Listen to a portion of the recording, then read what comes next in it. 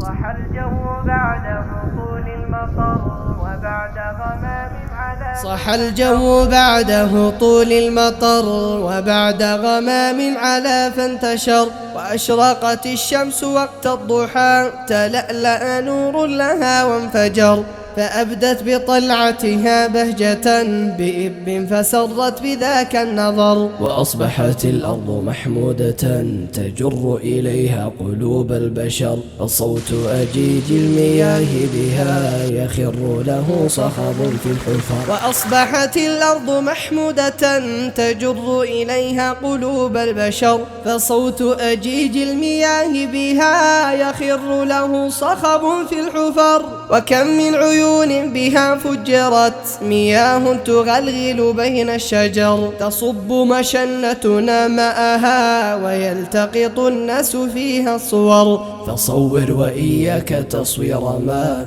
به الروح، كن يا أخي في حذر، رياح النسيم تهب بها بلطف أتتك تزيل الوحر. فصور وإياك تصوير ما به الروح، كن يا أخي في حذر، رياح النسيم تهب بها بلطف أتتك تزيل الوحر. وكأس من الشاي في قمة ترى واديا نبته قد زهر، وتأكل فاكهة حلوة تزيدك عقلا وتجلي البصر. وما أفسد الجو مثل الذي به ضيع الناس كم من أسر، هو القات بئس الذي قد عانى به وبمضغ له قد شهر. جمالك يا إب من خضرة كستك بلون له قد نظر. هو القات بئس الذي قد عانى به وبمضغ له قد شهر. جمالك يا إب من خضرة كستك بلون له قد نظر. هواء نقي ومعتدل مناخ يلائم من قد غبر، إذا صورت للغريب يرى مناظر تحمله للسفر. كأن الجمال أتى هائما